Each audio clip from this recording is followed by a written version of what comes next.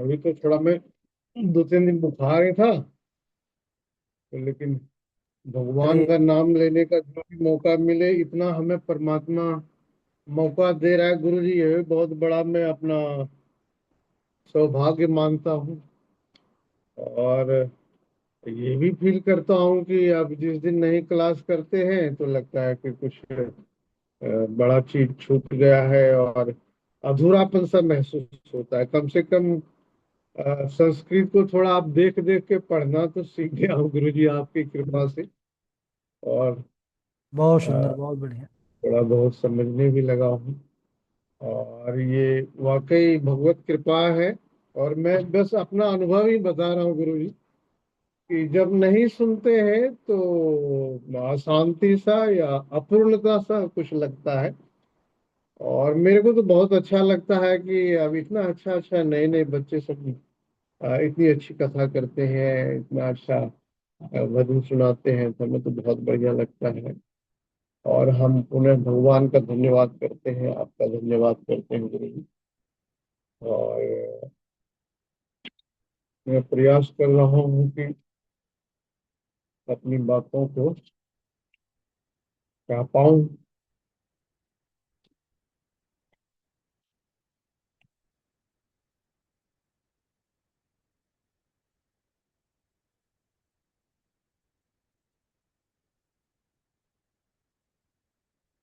अखंड मंडलाकारं व्याप्तं येन चराचरम्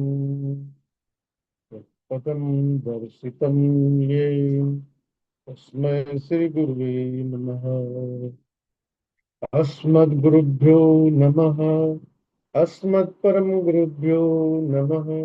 अस्मत्सर्वगुरुभ्यो नमः। श्री राधा कृष्णाभ्यां नमः। श्रीमते रामानुजाय नमः। लंबोदरम सुंदरम एकदंतम पीतांबरम त्रिनयनम परमं पवित्रम दिवाकर कांति कांतम विघ्नेश्वरम सकल विघ्नहरं नमामि। शरीरं स्वरूपं ततो वा कलत्रं यशश्चारुचित्रं धनं मेरुतुल्यम्। मनश्चैन लग्नं श्रीगुरुरङ्घ्रिपद्मे ततः किं ततः किं ततः किं ततः किम्। नारायणं नमस्कृत्य नरं चैव नरोत्तमं देवीं सरस्वतीं व्यासं ततो जयमुदीरये। जयतु देवो देवकीनन्दनोऽयम्। जयतु कृष्णो वृष्णिवंशप्रदीपः। जयतु मेघश्यामलः कोमलाङ्गः। जयतु पृथ्वीभारनाशो मुकुन्दः। कृष्ण त्वदीय पद पंकज पंजरान्ते अद्यैव मे विशतु मानस राजहंसः। प्राण प्रयाण समय कथवात पित्ते कंठावरोधन विधो स्मरणं कुतस्ते। बर्हापीडं नटवरवपुः कर्णयोः कर्णिकारम् बिभ्रद्वासः कनकपीसम् वैजयन्तीं च मालाम्। रन्ध्रान् वेणुर्धरसुधया पूरयन् गोपवृन्दै। वृन्दारण्यं स्वपदरमणं प्राविशत् गीतकीर्तिः। करारविन्देन पदारविन्दम् मुखारविन्दे विनिवेशयन्तम्। वटस्य पत्रस्य पुटे शयानं बालं मुकुन्दं मनसा स्मरामि। रामाय रामभद्राय रामचन्द्राय वेधसे, रघुनाथाय नाथाय सीताया पतये नमः। अंजनानंदनं वीरं जानकी शोकनाशनं, कपीश कपीशमक्षहन्तारं वन्दे लङ्काभयङ्करम्। मूकं करोति वाचालं पङ्गुं लङ्घयते गिरिं, यत्कृपातमहं वन्दे परमानन्दमाधवम्। भक्त भक्ति भगवंत गुरु चतुर नाम बपुए, इनके पद बंदन किए नासत विघ्न। अनंत कोटि ब्रह्मांड नायक, अचिंत कल्याण गुणगण निधान, सर्वेश्वर सर्वाधिपति, अकारण करुणा वरुणालय, अकारण करुणा कारक, सकल जन कल्यसारक, परात्पर पर ब्रह्म, अनंत कोटि कंदर्प दर्प गलन पटियान, निर्गुण निराकार सगुण साकार, जगदैक बंधु करुणैक सिंधु, सच्चिदानंद घन परमात्मा श्री कृष्ण एवं श्री राधा रानी जी के युगल चरणों में प्रणाम।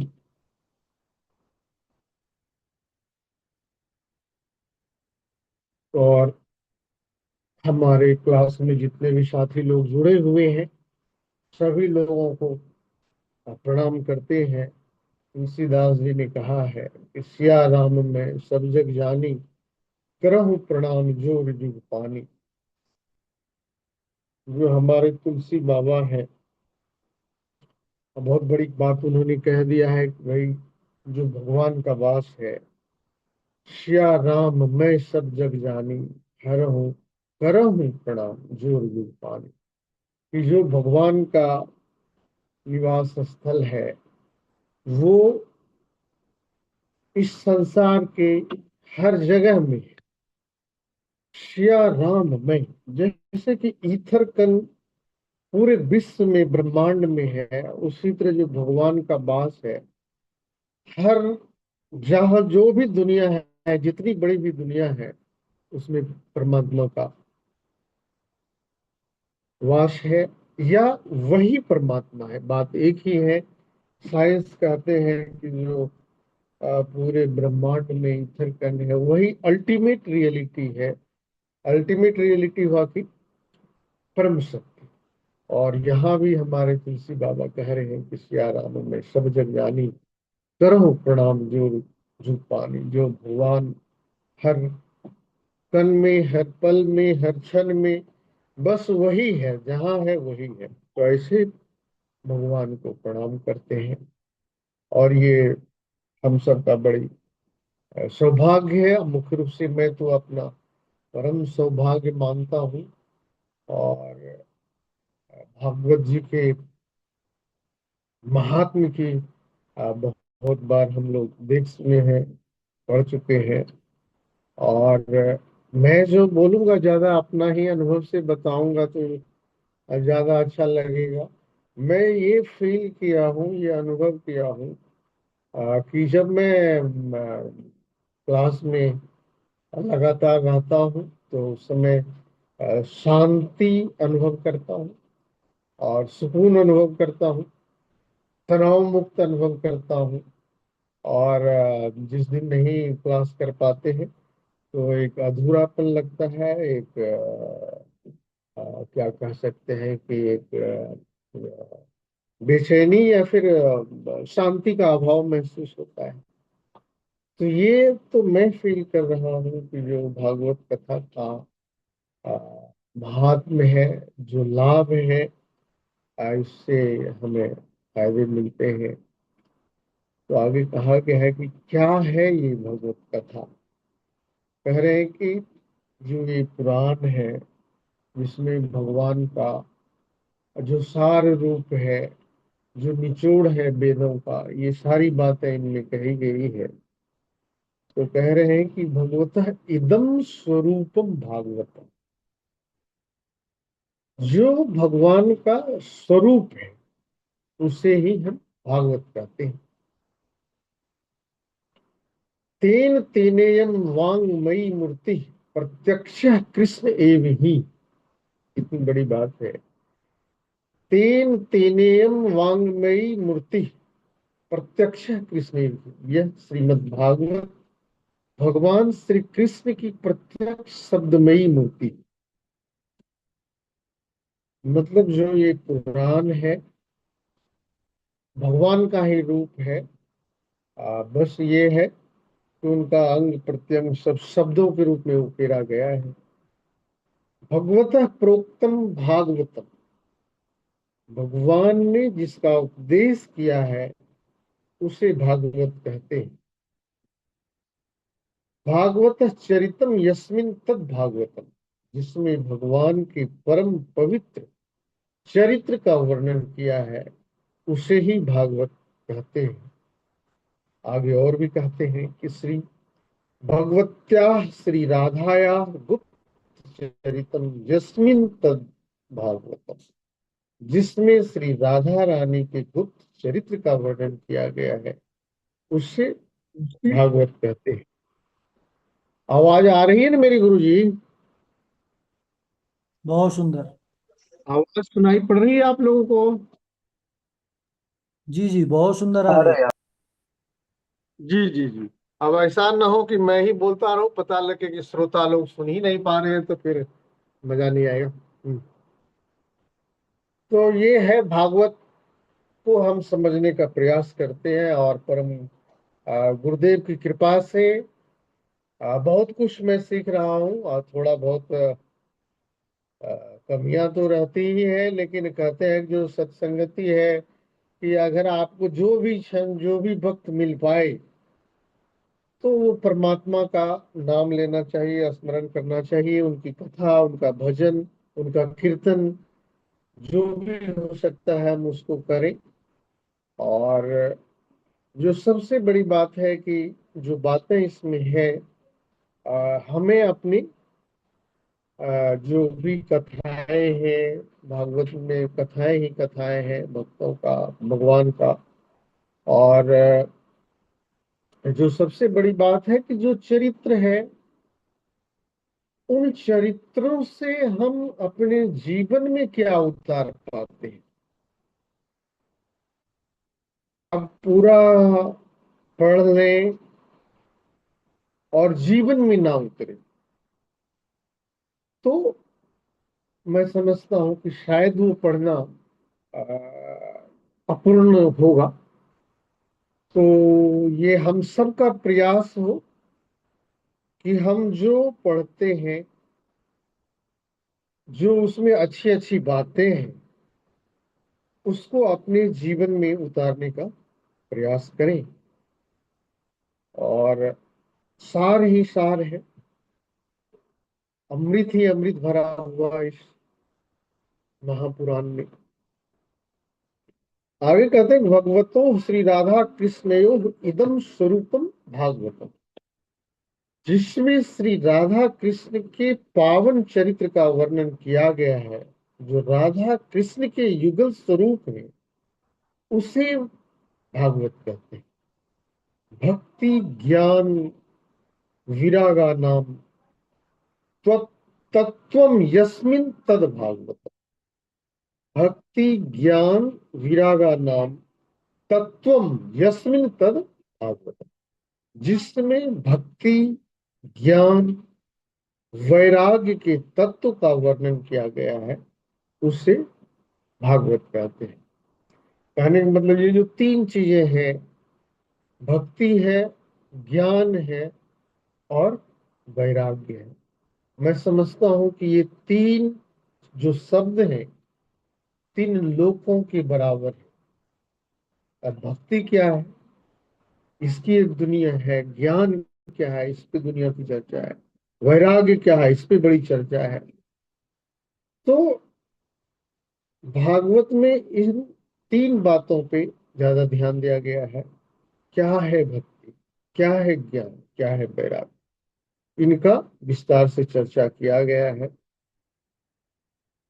और फिर आगे कहा गया है कि सर्गश्च प्रतिसर्गश्च वंशो मनवंतराणि च वंशाय चरितम चैव पुराणम पंच लक्षणम। कह रहे हैं कि यहाँ जो सूक्ष्म सृष्टि, स्थूल सृष्टि, सूर्य चंद्र आदि के वंश का वर्णन, मनवंतर में होने वाले राजा तथा भगवान के भक्तों के वंश का वर्णन किया गया है, ऐसे 5 लक्षणों से युक्त ग्रंथ को पुराण कहते हैं। परंतु इस श्रीमद् भागवत में 10 लक्षण बताए गए हैं, इसलिए करके इन्हें महापुराण कहा गया है। तो ये है भागवत की महत्ता। और ये तो बहुत बड़ी अ, भगवत की महत्ता है, भागवत कथा की महत्ता है। तो आज हम कथा कहने के लिए, गुरुजी माफ कीजिएगा, थोड़ा सा मैं तैयार था नहीं, लेकिन भगवान का नाम लेने में क्या करना है, आप जैसे लीजिए टूटी फूटी ढंग से। तो एक कथा भी कह ही देता हूँ, थोड़ा देर में शॉर्ट में, शुरू की ही कथा है। और ये भागवत के महात्म का ही भाग है। क्या होती है भागवत कथा के लाभ, क्या है महात्म। कहते हैं कि तुंगभद्रा नदी के तट पर एक उत्तम नाम का नगर था, मान लेते हैं कोई जगह था। और वहां पे अपने स्वधर्म का पालन करने वाले और फिर सत्य कर्मों में तत्पर रहने वाले और वेदों में विशारद, स्रोत स्मार्त कर्मों में स्नातक आत्मदेव नामक ब्राह्मण रहते थे। अब ये देख ले कितना सुंदर नाम है। अब ये सिर्फ ये मत समझिएगा जिनकी कहानी कह रहा हूं उनकी ही है। ये आत्मदेव आपके अंदर भी है, ये आत्मदेव हमारे अंदर भी है। तो ये कहानी कहानी की भी है, और ये कहानी आप सबकी भी है, और ये कहानी मेरी भी। तो आत्मदेव नामक ब्राह्मण रहते थे, वो धनवान थे, उसके बावजूद भी भिक्षावृत्ति से अपना जीवन यापन करते थे। उनका परिवार था, और उनकी पत्नी का नाम था धुंधली। अब देखिए नाम का भी कैसा असर होता है। कहते धुंधुम अज्ञानम कलहम लाती याशा धुंधली, जो सदा अज्ञानता के कारण लड़ाई झगड़े में लगी रहते थे।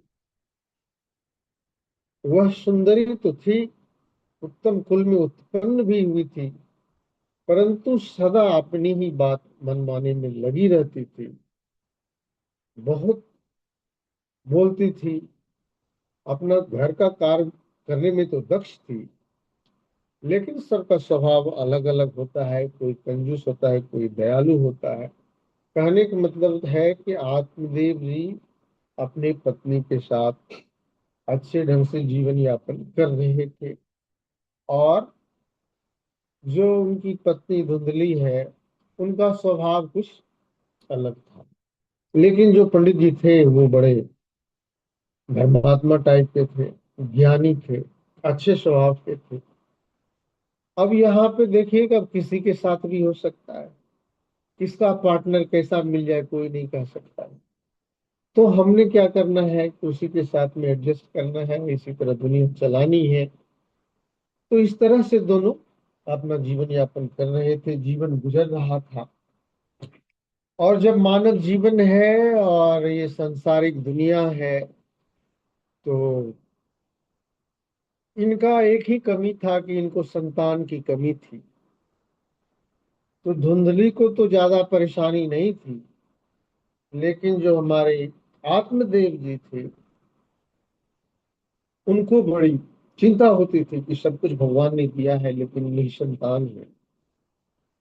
तो वो बहुत दुखी रहते थे। और फिर वो लगातार प्रयास करते थे भगवान से, परमात्मा हमें भी संतान दीजिए। लेकिन तब भी जो प्रभु की इच्छा होती है होता वही है, और तुरंत कुछ मांगने से तो मिल नहीं जाता है। अब ये मानवीय स्वभाव है। ये कहानी बड़ा इंटरेस्टिंग है और हम सबके जीवन का है। जब कोई चीज नहीं मिलता है, क्या दिल फटता है, कलेजा फटता है, आंख से आंसू गिरता है। और जब मिल भी जाता है तो आगे आगे देखिएगा होता है क्या। और ये कहानी हम सब का है। इसलिए कि हमें जीवन में हमेशा जो कुछ भी मिल जाए, जो भी प्राप्त हो, हर पल हर क्षण भगवान का शुक्रिया अदा करना चाहिए। उनके लिए हमें हमेशा धन्यवाद करना चाहिए कि हम कम से कम सांस ले रहे हैं, अच्छा भोजन मिल रहा है, खाना खा रहे हैं, मानव जीवन में हमें मानव जीवन का शरीर प्राप्त हुआ है। हर पल हम ऊपर वाले को धन्यवाद कर पाए, इससे बड़ी चीज कुछ नहीं होता। हर सांसों के साथ धन्यवाद दो। जो कुछ दिया है कम है क्या, बहुत। और जो कुछ भी मिलेगा और हमारा है क्या, तेरा तुझको अर्पण है। जीवन से पहले हम नहीं थे क्या?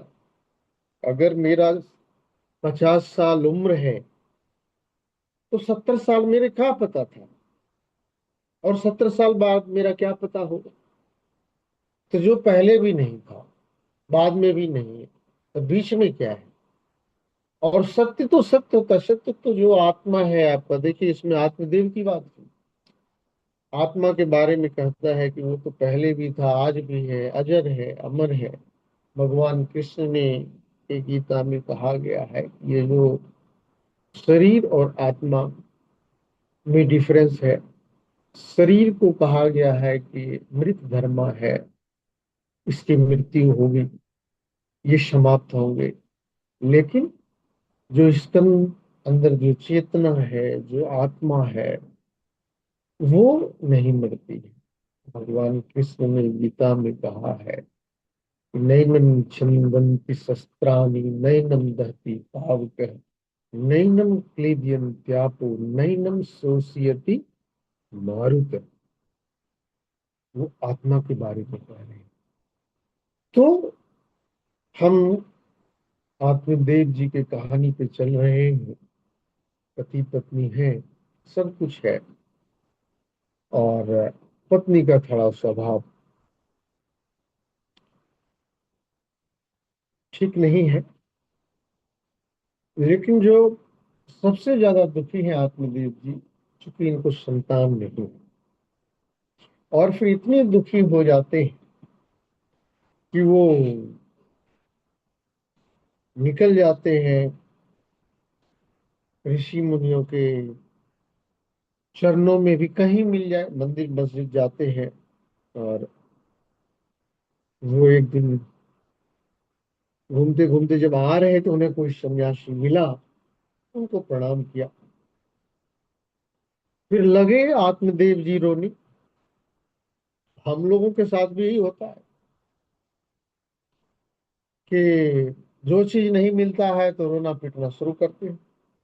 तो फिर वो पूछते हैं, वो जो बाबा सन्यासी थे, कि कहते हैं कि ब्राह्मण देवता आप क्यों रो रहे हो, तुम्हें कौन सा दुख है, बताओ हमें। कहते हैं कि क्या कहूँ महाराज, कि हमें तो कोई संतान ही नहीं, जिसके कारण मेरे पिता मेरे दिए हुए जलांजलि को, मेरी कोई संतान नहीं है जिसके कारण मेरे पिता मेरे दिए हुए जलांजलि को चिंताजनक श्वास से गर्म करके पीते हैं। मैंने जो गाय पाली है वह भी बंध्या हो गई। जो वृक्ष लगाता हूँ उसमें भी फल नहीं लगते, और यहाँ तक जो फल बाजार से खरीद कर लाता हूँ वह भी शीघ्र नष्ट हो जाते हैं। ऐसे जीवन से क्या लाभ? इसलिए मैं प्राण त्यागने के लिए वन में आया। सन्यासी ने आत्मदेव की ललाट की रेखा को देखा और कहा कि सप्त जन्मावधि तब पुत्र नैव च नैव च। कहते कि अभी क्या आपको तो 7 जन्म तक पुत्र की प्राप्ति नहीं होगी। अब इसमें बहुत अच्छा ज्ञान का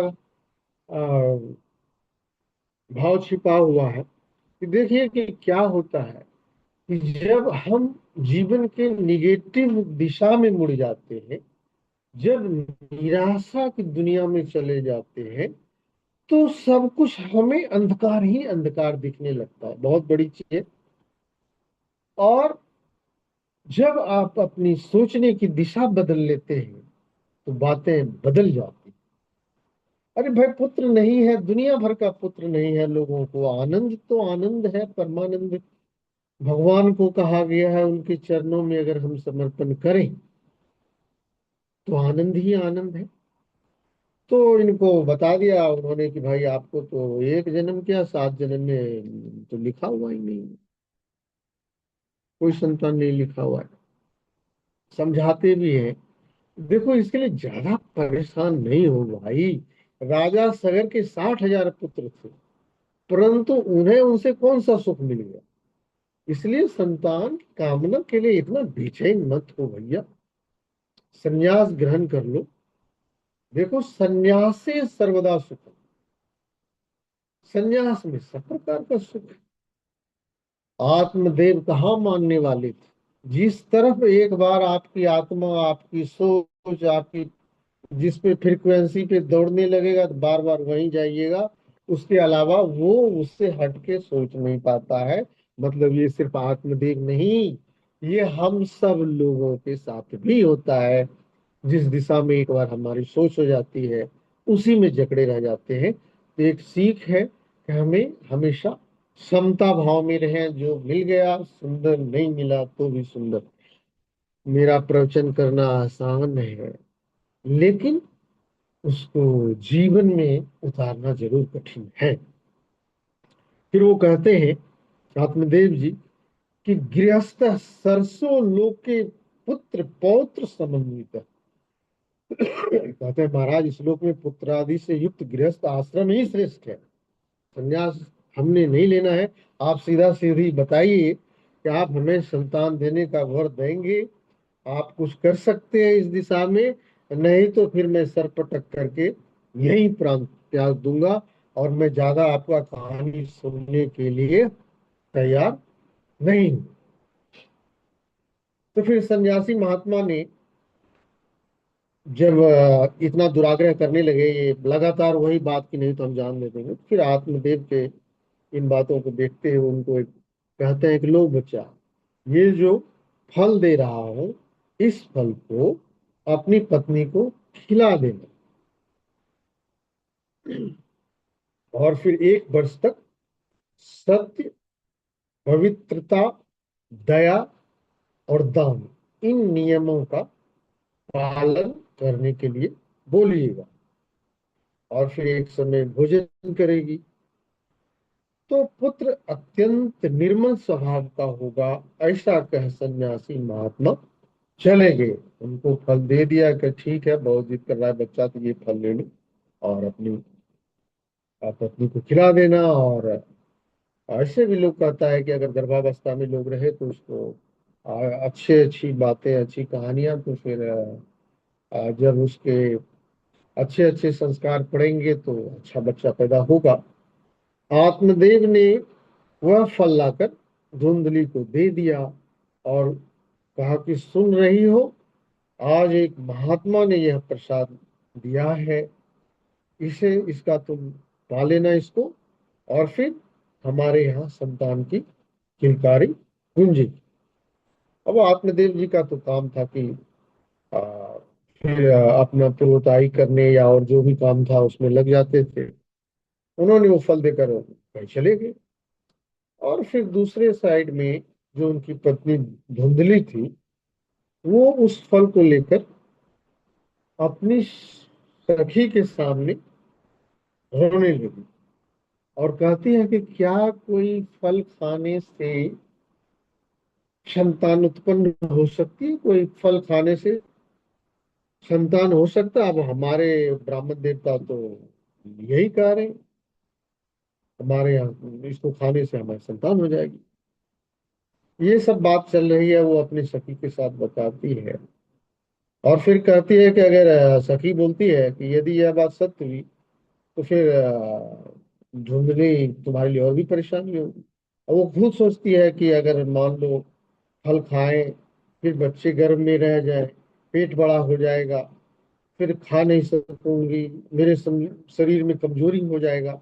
मतलब बहुत भांति भांति की बात सोचती है। और फिर वो अंत में निर्णय करती है कि हमें ये फल नहीं खाना। और उसकी जो बहन आती है, या सखी कहिए बहन कहिए, जो भी आती है, वो बोलती है कि देखो ऐसा है, इस लफड़ा में पड़ो मत। ये इसको, इस फल को गाय जहाँ खाती है उसमें डाल दो। और जो हमारी बहन है वो ऑलरेडी मतलब उसके पेट में बच्चा पल रहा है, तुमको वो बच्चा दे देंगे और फिर तुम अपने पति को दिखा देना। तो वही करती है वो, उस फल को गाय के जहाँ भोजन मिलता है उसमें उसने डाल दिया। और फिर ये ऐसा ही अपना कपड़ा उपड़ा बांध करके कि धीरे धीरे इसको लगे कि हाँ भाई इसको बाल बच्चा होने वाला है। तो इस प्रकार से वो ब्राह्मण देवता को अंधेरे में रहा। उन्होंने पूछा कि भाई आपने फल खा लिया? आपने कहा खा लिया। तो उसका तो अलग ही प्लान था, जो भी प्लान था उसने उनको आत्मदेव जी को बता दिया कि मैंने खा लिया, सब ठीक ठाक चल रहा है, सब बढ़िया है। और इस तरह से वक्त गुजरने लगा धीरे धीरे। जो इसकी बहन थी उसके घर में एक बच्चे का जन्म हुआ। फिर उसकी बहन ने इसके यहाँ आकर के उस बच्चे को दे दिया। और धुंधली ने फिर उसको रुपये पैसे कुछ और दे दिए, जो बात उन लोगों ने आपस में किया था। समय गुजरते गया और जब बच्चा उनके घर में आया और आत्मदेव को पता लगा तो फिर वो तो स्वाभाविक है कि बहुत खुश होंगे। और जो भी दान दक्षिणा दान पुण्य करना था सब उन्होंने किया। देखते जाइए कि कैसी कहानियां चलती रहती है। ये सिर्फ कहानी नहीं है, किसी के जीवन की कथा है। और हम सबके जीवन में भी ऐसे ही बातें होती है।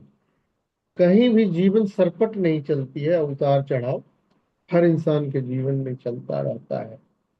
हमारा एक ही कर्तव्य है कि शांति से, जैसे नदी में पानी बहती है उसी तरह जीवन में हमें बहते रहना है। और जब हम जोर नहीं लगाएंगे, बहते रहेंगे, तो फिर आपको ज्यादा परेशानी भी नहीं होगा। और फिर बच्चे का जन्म होता है, उनका नाम रखने की बात होती है। तो चूंकि पावर उसी का चलता था, धुंधली महारानी का, तो उसने कहा कि आत्मदेव जी आप छोड़िए, मैं इसका नाम रखता हूँ। और उसका नाम रखा धुंधकार। कहते हैं कि धुंधुम कलहम क्लेश करोति कार्यति सहस धुंधकारी। जो स्वयं तो लड़े, दूसरे को भी लड़ाए, उसे धुंधकारी कहते हैं। तो बच्चे का नाम रखा गया धुंधकारी, धुंधली का बेटा धुंधकारी। और फिर देखिए प्रभु की कृपा। और ऋषि कहता है वृथा न होई, ऋषि की वाणी जो पहले ऋषि थे हुआ करते थे। और मैं समझता हूँ कि जो ये कथा पढ़ते हैं इतनी जरूर समझ में आती है कि जो सत्य है। कहा गया है कि सत्य ही नारायण होता है। तो आज भी अगर हम या आप सत्य ही बोलें, उसकी बड़ी शक्ति होती है। वही परमात्मा होता है, सच्चिदानंद, आनंद करना। तो उस समय ऋषि मुनि सत्य बोलते थे, इसलिए कि वो जो कहते थे वो हो जाता था।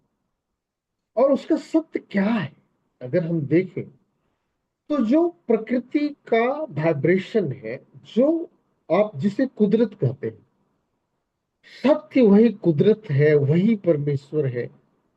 तो चूंकि ऋषि मुनि उस वाइब्रेशन पे रहते थे, वो सारी चीजें एक हो जाती थी, इसलिए कि जो वो कहते थे प्रकृति मान जाती थी, और वो सत्य होता था।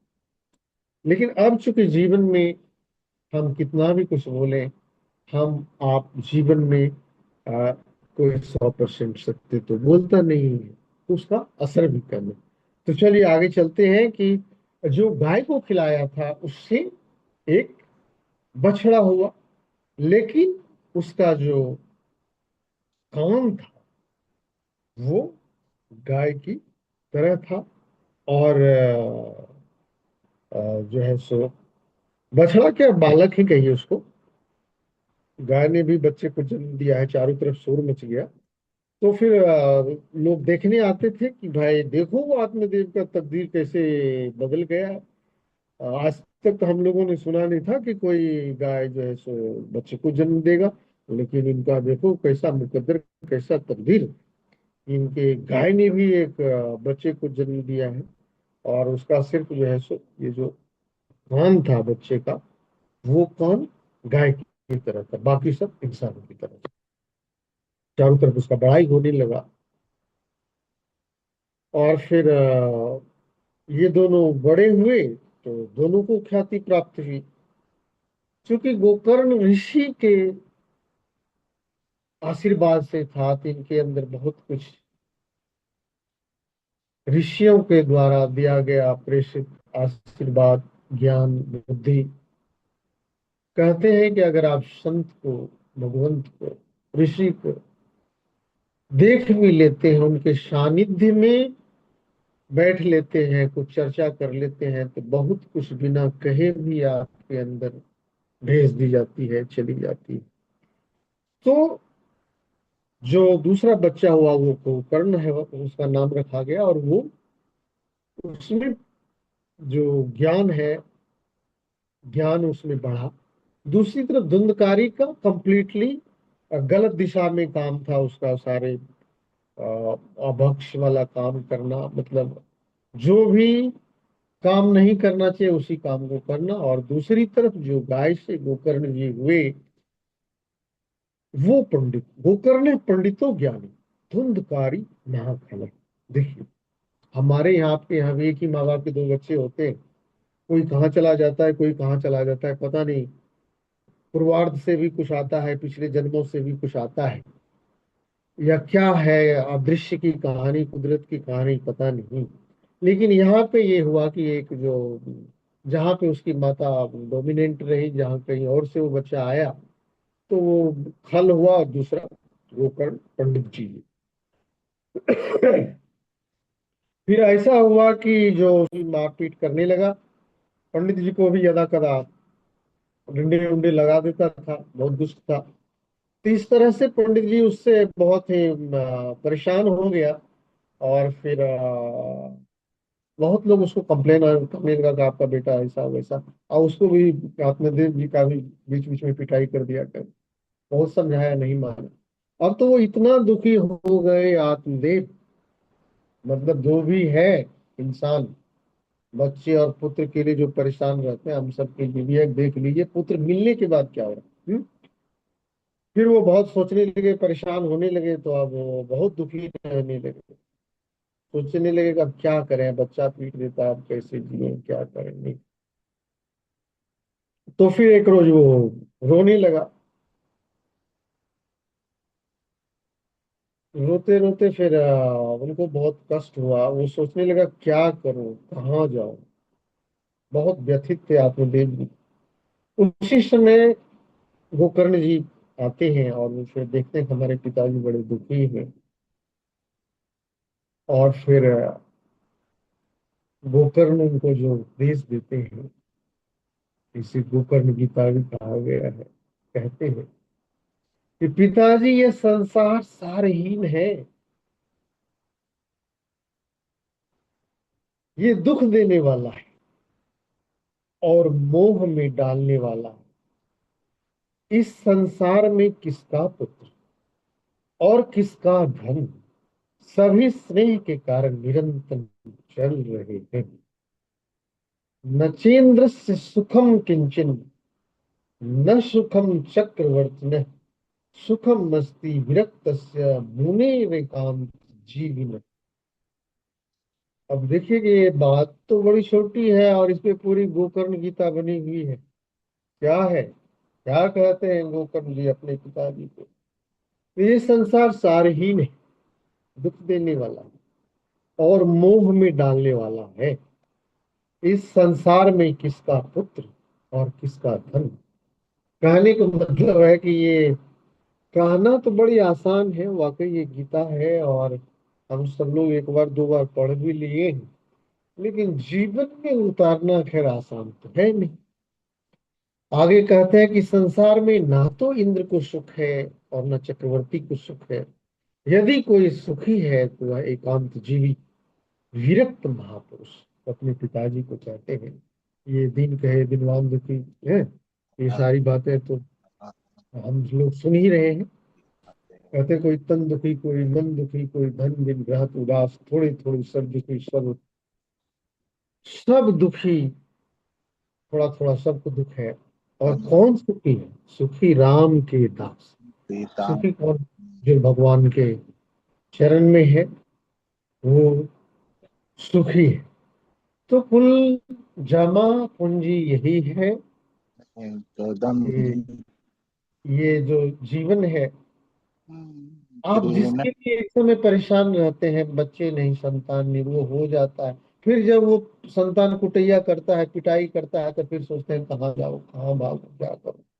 तो गोकर्ण जी कहते हैं कि ये संसार में कोई किसी का नहीं है, लेकिन यही है, इसे जीवन में उतारना थोड़ा कठिन है। और फिर मैं समझता हूँ कि अब समय हो गया है और मैं सबको प्रणाम करता हूँ जो टूटी फूटी बातें मैं कह पाया, समझा पाया। और जब कभी वक्त मिलेगा तो और जो भी बातें बाकी है उस पर हम लोग चर्चा कर लेंगे। और गुरुदेव को मैं परम शुक्रिया अदा करता हूँ, गुरुदेव को बार बार प्रणाम करता हूँ। बोलिए सत्यनारायण भगवान की जय हो, वृंदावन बिहारी लाल की जय हो। जय श्री राम। राधे राधे गुरुदेव। नमः। बहुत अच्छा, बहुत बढ़िया निरंजन जी। बहुत अच्छे से आपने अपना अनुभव, भाव और कथा तीनों को समाहित करके बड़ा सुंदर आपने कहा। ठाकुर जी कृपा बनी रहे। बहुत अच्छा, बहुत बढ़िया, बहुत बढ़िया। हमारे झा जी भी सुन रहे थे, जुड़े हुए हैं। जुड़े हैं कि हट गए झा जी?